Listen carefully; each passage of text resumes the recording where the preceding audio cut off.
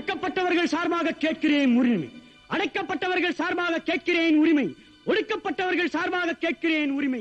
வேறு ஒன்றும் நாம் செய்ய தேவையில்லை. கேட்போம் உரிமை. வணக்கம் நண்பர்களே. நம்முடைய கவர்னர் துரை ஆர்.என். ரவி அவர்கள் ஒரு பல்கலைக்கழக நிகழ்ச்சியிலே பேசுகின்ற பொழுது, நாட்டிற்கு சுதந்திரத்தை வாங்கி தந்தது நேதாஜி தான், காந்தி அல்ல என்று திருவாய் மலர்ந்துள்ளார். சரி, சுதந்திரம் வாங்கி தந்ததையாவது ஒப்புக்கொண்டார். அது நேதாஜி அல்லது காந்திஜி, அது நமக்குள்ள பிரச்சனை. இவருக்கு என்ன? இவங்க எங்க இருந்தாங்க? RS வாங்கி தரவில்லையே. அந்த வரைக்கும் சரி. இதுதான் இன்றைக்கு நாம் விவாதிக்க இருக்கின்ற விஷயம். நிகழ்ச்சிக்குள் போகலாம். அதற்கு முன்பாக பேச்சுரிமை சேனலுக்கு உங்களுடைய ஆதரவை தர சப்ஸ்கிரைப் பண்ணுங்க, மறக்காமல் பெல் பட்டனை அழுத்துங்கள், லைக் செய்யுங்கள், கமெண்ட் செய்யுங்கள், முக்கியமாக ஷேர் பண்ணுங்க. அவர் பேசுகின்ற பொழுது பல்கலைக்கழக நிகழ்ச்சி, மாணவர்களுக்கு பட்டமளிக்கின்ற நிகழ்ச்சி, நூற்றுக்கணக்கான மாணவர்கள் மத்தியிலே இப்படி தைரியமாக ஒரு பொய்யை சொல்லியிருக்கிறார். காந்திஜி சுதந்திரம் வாங்கவில்லை, நேதாஜி வாங்கினார். சிம்பிளா ஒரு வரலாறு பார்த்தோம். 1939ஆம் ஆண்டு செப்டம்பர் மாதம் 1ஆம் தேதி 2ஆம் உலகப் போர் ஆரம்பமாகிறது. 1941ஆம் தேதி இந்த சந்தர்ப்பத்தை நழுவ விடக்கூடாது. போர் உக்கிரமாக நடைபெறுகிறது. பிரிட்டனால ஒன்றும் பண்ண முடியல.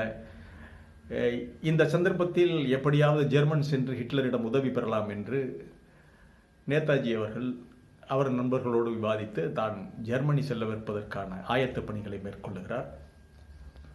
அப்போது அவருக்கு ஆலோசனை சொன்ன அவருடைய நண்பர்கள் எல்லோருமே, உதவி செய்தவர்கள் எல்லோருமே பெரும்பாலும் இஸ்லாமியர்கள், சிங்குகள்.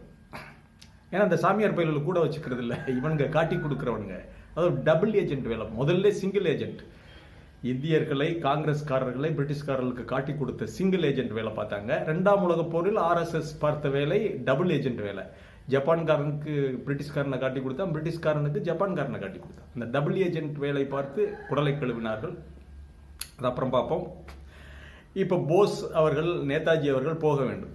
அதற்காக நண்பர்கள் ஆலோசனைப்படி வீட்டுக்குள்ளே 2-3 மாத காலம் அமர்ந்து அவர் நீண்ட தாடி வளர்த்து கொண்டு ஒரு சாமியாராக கெட்டப்பை மாற்றிக்கொண்டார். ஏனென்றால் சாமியார்களை செக் பண்ண மாட்டாங்க. சாமியார்கள் முழுவதுமே சங்கிகள், RSS பிரிட்டிஷ்காரர்கள் பக்கம். ஆகவே அங்கிருந்து புறப்பட்டு ஹவுரா பாலத்தை எல்லாம் தாண்டி அவரை சிங்க் நண்பர்கள், பஞ்சாப் நண்பர்கள், சீக்கிய நண்பர்கள் அவரை பத்திரமாக அழைத்து கொண்டு செல்கிறார்கள். தன்னுடைய பிரிட்டிஷ் பாஸ்போர்ட்டை வீட்டிலேயே வச்சுட்டு போயிடுறாரு நேதாஜி. ஏன்னா பாஸ்போர்ட் இருந்தால் அவரை கையுமையுமா பிடிச்சிருவாங்க. நேதாஜியை வலை போட்டு அலசுகிறது பிரிட்டிஷ் அரசாங்கம். இவர் எங்கேயோ தப்பிச்சு எப்படியாவது போய் உதவி கேட்பார் என்று. ஏன்னா பிரிட்டனுக்கு அது இக்கட்டான நிலைமை. இங்கிருந்து இந்தியாவில் இருந்து தான் சோல்ஜர்கள், உணவுப் பொருட்கள், தளவாடங்கள் எல்லாம் போர் முனைக்கு போய் கொண்டிருக்கிறது. இப்படி ஒரு நிலைமையில் நேதாஜி செல்கின்ற போது பாஸ்போர்ட் எடுத்துக்கிட்டு போக முடியாது. அதனால எந்த ஒரு அத்தாட்சியும் இல்லாமல் பயணம் செய்கிறார் நேதாஜி.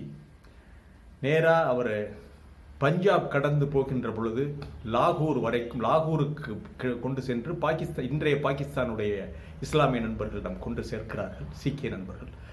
அங்கிருந்து அவரை பத்திரமாக அந்த பாகிஸ்தானிய இஸ்லாமிய நண்பர்கள் அவர்கள் அழைத்து கொண்டு காபூலுக்கு போறாங்க. ஆப்கானிஸ்தான் உலகில் 2 நாடுகள், அதாவது பிரிட்டிஷ் இந்த பக்கம் மத்திய கிழக்குல, ஈரானும் ஆப்கானிஸ்தானும் தான் இந்த பிரிட்டிஷ்ல இல்லை. மன்னராட்சியில் இருந்தது ஆப்கானிஸ்தான். அது ஒரு நட்புணர்வோடு இருந்தது அனைவரோடும். ஈரான் சுதந்திர மன்னராட்சி நாடு.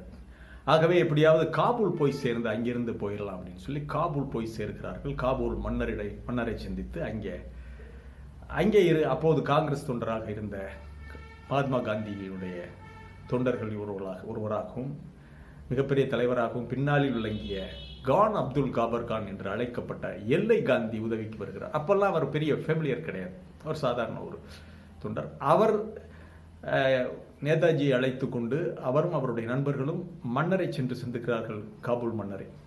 காபூல் மன்னர் நேதாஜியை தங்க வைத்து 48 நாட்கள் அவரை தங்க வைத்து உபசரித்து அவருக்கான ஒரு ஜெர்மன் போகணும். எப்படி போகிறது? இத்தாலியன் எம்பசியை அணுகிறாரு போஸ் நேதாஜி. ஏன்னா இத்தாலி ஜெர்மனுடைய நட்பு நாடு, அச்சு நாடுகளில் ஒன்றாக விளங்குவதால் அவங்க இத்தாலி பார்க்கும்போது இத்தாலிய அதிகாரிகள், சரி நீங்கள் போஸ் சுதந்திர போராட்ட வீரர், உங்களுக்கு நாங்கள் போகிறதுக்கு அனுமதி தர்றோம், ஆனால் ரோமுக்கு செல்வதற்கு உங்களுக்கு பாஸ்போர்ட் வேண்டும். ஈரான் வழியாகவும் மற்ற சில நாடுகள் வழியாகவும் போகும்போது நீங்கள் யாருன்னு கேட்பாங்க. நிச்சயம் பிரிட்டிஷ்காரன் கையில் மாட்டுனா நீங்கள் ஒரு இந்தியன் அப்படின்னு சொல்லி பிரிட்டிஷ் உளவாளின்னு சொல்லி ஜெர்மன் உளவாளின்னு சொல்லி உங்களை பிடிச்சிருவான். இல்லை ஜெர்மன்காரன் கையில் மாட்டினீங்கன்னா நீங்கள் பிரிட்டிஷ் உளவாளின்னு இது பண்ணுவீங்க, என்ன செய்யலாம் என்ற நிலையில் அவருக்கு அங்கேயே ஆப்கானிஸ்தான் பாஸ்போர்ட் ஒன்று ப்ரிப்பேர் பண்ணி, அந்த மன்னரின் உத்தரவின் பேரில் ஆப்கான் பாஸ்போர்ட் ப்ரிப்பேர் பண்ணி அங்கிருந்து அவர், அதாவது ரஷ்யா சமர்கண்ட் சென்று ரஷ்யா சென்றதாக விக்கிபீடியாவில் இருக்கு, அதுக்கு தவறு. அப்போது 1941 போஸ் நேதாஜி அவர்கள் போய் சேருகின்ற பொழுது கிட்டத்தட்ட மாஸ்கோவுக்கு 20 கிலோமீட்டர்ல வந்துட்டாங்க ஜெர்மன் படை. மாஸ்கோவுக்கு போன விமானங்கள் எல்லாமே ரத்து செய்யப்பட்டு விட்டன, இக்கட்டான நிலைமையில் இருந்தது. நிச்சயம் மாஸ்கோ போயிருந்தா ஸ்டாலினை சந்திக்காம போயிருக்க மாட்டார் இடதுசாரியான நேதாஜி. அதனால் அவர் இந்த பக்கம் தான் போயிருக்கிறார். இதுல இருந்து சமர்கண்ட் போய் அப்படியே ஈரான், அப்படியே அந்த பார்டர் வழியா போய் இத்தாலி போய் அப்படியே ஜெர்மனி போயிட்டார். 1941 42 தான் ஹிட்லரை சந்திப்பதற்கான வாய்ப்பு கிடைக்கிறது. அதற்கிடையில் நமது தமிழக சுதந்திர போராட்ட வீரர் தமிழரான ஜெய்ஹிந்த் செண்பகராமன் அங்கே போஸ் அவர்களை வரவேற்று அவருக்கான எல்லா வசதிகளையும் அவர் தான் செய்து கொடுக்கிறார். எல்லா செலவுகள் எல்லாவற்றையும் அவர் செண்பகராமன் பார்க்கிறார். இப்ப இது அப்படியே இருக்குது. இந்தியாவில் என்ன நடக்குது? 1942 ஆகஸ்ட் 8ஆம் தேதி காந்திஜி அவர்கள் உடனடியாக குவிட் இந்தியா மூவ்மெண்ட்டை அவர் அன்றைக்கே அறிவிக்கிறார். வெள்ளையனை வெளியேறு அப்படின்னு. வெள்ளையனை வெளியேறு இயக்கத்தை அறிவித்த உடனே நாடு முழுவதும் கொந்தளிக்கிறது. பிரிட்டனால தாக்கு பிடிக்க முடியல, எங்கே பார்த்தாலும் பெரிய கலகம், கச்சேரி, அரசு அலுவலகங்கள் உடைத்து நொறுக்கப்பட்டுகின்றன. பிரிட்டன் திணறுகிறது. அங்கே போற பார்ப்பாங்களா, இந்த பக்கம் பார்ப்பாங்களா? காந்திஜியோடு அழைத்து பேசலாம் என்றால் காந்திஜி எந்த பேச்சுவார்த்தைக்கும் அவர் முன் வரவில்லை. சுதந்திரம் தவிர வேற எதையும் எங்களுக்கு தேவையில்லை என்கிறார். ஆகவே இந்த தருணத்தில் அமெரிக்காவுடைய ஜனாதிபதி பிராங்க்லின் டி ரூஸ்வெல்ட் தலையிடுறார். அவர் சர்ச்சில் சொல்றாரு, சர்ச்சில் ஒரு காலனி ஆதிக்கவாதி. அவர் ரூஸ்வெல்ட் எடுத்து சொல்லி, நீங்கள் இந்தியாவிற்கு சுதந்திரம் தருவதற்கான நடவடிக்கை எடுங்க, ஒரு அறிவிப்பு கொடுங்க, இந்த சமயத்தில் கலகம் நடக்கக்கூடாது என்று சொன்னவுடன் அவருடைய வற்புறுத்தலின் பேரில் சர்ச்சில் ஒரு கமிஷன் அமைக்கிறார். இந்தியாவிற்கு சுதந்திரம் தருவதை பற்றி கமிஷன் அமைக்கிறார். இருந்தாலும் 1945 வரை இந்த குவிட் இந்தியா மூவ்மெண்ட் நடக்கிறது. அதிலே பிரிட்டிஷ் கணக்குப்படி 1068 பேர் இந்திய காங்கிரஸ் தொண்டர்கள் இறந்து விடுகிறார்கள், கொல்லப்படுகிறார்கள். 10,000க்கும் அதிகமானவர்கள் காயப்படுகிறார்கள். 1,00,000 பேர் கைது செய்யப்பட்டிருக்கிறார்கள். ஆனால் காங்கிரஸ் கணக்குப்படி 10,000க்கும் மேற்பட்ட காங்கிரஸ் தொண்டர்கள் கொல்லப்பட்டிருக்கிறார்கள். பிரிட்டிஷ் கணக்குப்படி 63 பிரிட்டிஷ் ராணுவ அதிகாரிகள் கொல்லப்படுகிறார்கள். 2065 பிரிட்டிஷ் ராணுவ அதிகாரிகள் காயமடைந்திருக்கிறார்கள். இன்னும் 200 பேர் காணவில்லை என்று அறிவிக்கப்படுகிறது. இது குவிட் இந்தியா நிலைமை. 1945 வரை இந்த நிலைமை தான் இருக்கிறது. அது 5 வரை அந்த போராட்டம் ஓயவில்லை.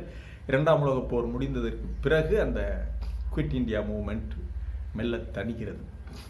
சரி, இதுதான் நிலைமை. அதன் பிறகு நேதாஜி அங்கிருந்து ஹிட்லர் இக்கட்டான நிலைமை, அவருடைய 41, 42 தான் ஹிட்லரை சந்திக்கிறார். அப்போது ஹிட்லருடைய படை, அதாவது ஈஸ்டர்ன் ஃப்ரண்ட் என்று சொல்லக்கூடிய ரஷ்யாவுடைய கிழக்கு முனையில் திணறிக் கொண்டிருக்கிறது. அவரால் எந்த உதவியும் செய்ய முடியவில்லை. ஆகவே அவர் ஜெர்மனியினுடைய யூபோட்டில் ஜப்பான் சர்வாதிகாரி டோஜோவை சந்திப்பதற்காக அனுப்பி வைக்கப்படுகிறார். ஜப்பான் யூபோட் மூலமாக ஜப்பான் சென்ற நேதாஜி அங்கே சந்தித்து டோஜோவை சந்தித்து அவருடைய உதவியின் மூலம் மலேசியா இந்திய தேசிய இராணுவத்தை அமைக்கிறார். அவங்க ஜப்பான் உதவியோடு பர்மாவை கடந்து வெற்றிகரமாக இந்திய எல்லைக்கும் நுழைந்து போராடி அந்த இடத்துல அதோடு 1945 அந்த காலகட்டத்தில் வெற்றி தோல்வி மாறி மாறி வருகிறது. அந்த சமயத்தில் 1945 ஏப்ரல் மாதம் 8ஆம் தேதி ஹிட்லர் தற்கொலை செய்து கொள்கிறார். அதன் பிறகு யுத்தம் முடிவுக்கு வருகின்ற சூழ்நிலை ஏற்படுகிறது. இருந்தாலும் ஜப்பான் சரணடையவில்லை. ஆகஸ்ட் 6, 9 தேதிகளில் அணுகுண்டு ஹிரோஷிமா, நாகசாகி நகரங்களில் வீசப்படுகிறது. போர் முடிவுக்கு வருகிறது. நேதாஜி மலேசியாவிலிருந்து கிளம்பிய நேதாஜியுடைய விமானம் விபத்துக்குள்ளானது என்பதோடு நேதாஜியின் சரித்திரம் முடிவடைகிறது. 1945 47 ஆகஸ்ட் 15 இந்தியாவிற்கு சுதந்திரம் கிடைத்தது. 48 அண்ணல் காந்திஜி கொல்லப்படுகிறார். இந்த வரலாறு தெரியாத இவர் எப்படி ஐபிஎஸ் பாஸ் பண்ணி பீகாரில் தான் முதலாக நாலந்தா பல்கலைக்கழகம், உலகிலேயே முதல் பல்கலைக்கழகம் நாலந்தா பல்கலைக்கழகம் உருவாக்கப்பட்டது. அப்படிப்பட்ட பெருமைக்குரிய பீகாரில இருந்து வந்திருக்கின்ற ஒன்று பாண்டே இங்கே உலகில் கிடக்குது. இன்னொருத்தர் இவர் புத்தன் பிறந்த ஊர், நம்முடைய மரியாதைக்குரிய ஊர், இந்தியாவின் மிகச்சிறந்த சோஷலிஸ்ட் இயக்கங்கள் எல்லாம் உருவாகிய இடம், அந்த மண். ராம் மனோகர் லோகியா, ஜெயபிரகாஷ் நாராயணன் போன்ற மிகச்சிறந்த அந்த சோஷலிஸ்டுகள் எல்லாம் உருவாகிய மண்ணிலிருந்து இப்படி பொய்யும் பித்தலாட்டமும் பேசிக்கொண்டு வயிறு வளர்க்கின்ற ஒரு கும்பல். அந்த கும்பலுக்கு தலைமை தாங்கி இங்கே வந்து துரைத்தனம் பண்ணுகின்ற துரைத்தனம் தான் இது. பிரிட்டிஷ் கவர்னர்களை துரை என்று தான் அழைப்பார்கள். ஆகவே இனிமேல் இவரை துரை என்று தான் அழைக்க வேண்டும். கவர்னர் துரை அவர்கள், RN ரவி அவர்கள் இப்படி பேசியிருப்பது கண்டிக்கத்தக்கது. வரலாற்றை திரிப்பது, மாணவர்கள் மத்தியிலே பொய்யான வரலாற்றை பரப்புவது என்பதெல்லாம் வேதனைக்குரியது, கண்டிக்கத்தக்கது. இந்த RSS எங்கே இருந்தாங்க தெரியுமா? இவங்களுடைய வேலை என்ன தெரியுமா? Double agent. அதாவது RSSக்கு வேலையே காட்டி கொடுப்பது தான். காங்கிரஸ்காரர்களை எங்கெங்கே ஒளிந்திருக்கிறார்கள், அந்த குவிட் இந்தியா மூவ்மெண்ட்ல எல்லாம் நிறைய காட்டி கொடுத்தாங்க. எங்கே பதுங்கி இருக்கிறார்கள் என்பதையெல்லாம் அட்ரஸோடு கம்ப்ளீட்டாக காட்டி கொடுத்தது RSS. அன்றைய காலகட்டத்தில் பிரிட்டிஷ் கவர்மெண்ட்ல வேலைக்கு போகணும்னா RSS கிட்ட ஒரு சர்டிபிகேட் வாங்கினா போதும். இவர் RSS இருந்திருக்கிறார் என்ற உறுப்பினர் கார்டை காட்டினா உடனே பிரிட்டிஷ்காரன் வேலை கொடுத்துருவான். இப்படி எல்லாம் சர்டிபிகேட்டுகளை 10 ரூபாய்க்கும் 20 ரூபாய்க்கும் 100 ரூபாய்க்கும் விற்று குடும்பத்தை நடத்திய, குடலை கழுவிய இந்த RSS, அந்த RSS சங்கி கும்பல் இன்னைக்கு வந்து சுதந்திரத்தை பற்றி பேசுவதற்கு RSS சங்கி கும்பலுக்கு என்ன யோக்கியதை இருக்கிறது என்பதுதான் நம்முடைய கேள்வி. முதலில் காங்கிரஸ்காரர்களை காட்டி கொடுக்கிற உளவு ஏஜென்ட்டுகளாக 1914 முதல் உலகப் போரிலும் செயல்பட்டார்கள். அதன் பிறகு 2ஆம் உலகப் போர் தொடங்கிய பொழுது ஜெர்மனியை அடி நொறுக்கிட்டு வரும்போது, ஜப்பான் நொறுக்கிட்டு வரும்போது டபுள் ஏஜென்ட் வேலை பார்த்தாங்கயா. பிரிட்டிஷ் கணக்குகள், வரவு செலவுகள் எல்லாமே இவங்களுக்கு தானே தெரியும். இவனுக்கு தானே எல்லா பதவியிலும் இருந்தானுங்க. அழகா இந்த தகவல்கள், இந்த எங்கெங்கே ராணுவ முகாம்கள், இந்த தகவலை எல்லாம் RSS ஜப்பானுக்கு சொல்லி கொடுத்து அங்கே ஒரு சில்லறை போட்டானுங்க. அவங்கள்ட்ட இருந்த விஷயத்தை கறந்து இங்க போட்டு இங்க ஒரு சில்லறை போட்டானுங்க. Double agent. அதாவது விவேக் ஒரு படத்துல சொல்லுவார்ல, நம்ம காட்டியும் கொடுக்குறோம் கூட்டியும் கொடுக்குறோம். அதே மாதிரி காட்டி கொடுத்து கூட்டி கொடுத்து வயிறு வளர்த்த சங்கி கூட்டம் RSS.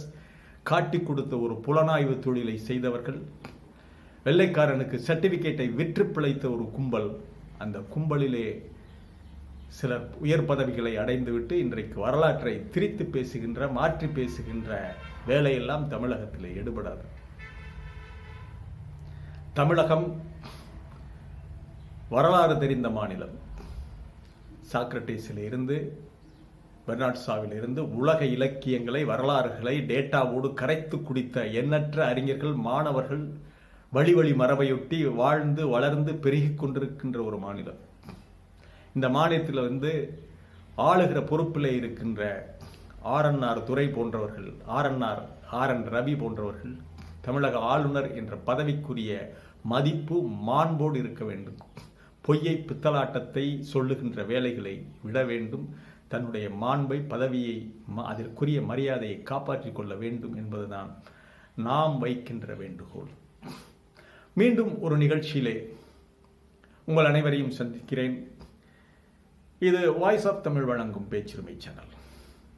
நம்முடைய சேனல் உங்களுடைய ஆதரவில் நடக்க நீங்கள் மறக்காமல் சப்ஸ்கிரைப் பண்ணுங்க, பெல் பட்டனை அழுத்தி உங்களுடைய ஆதரவை எங்களுக்கு தாருங்கள்.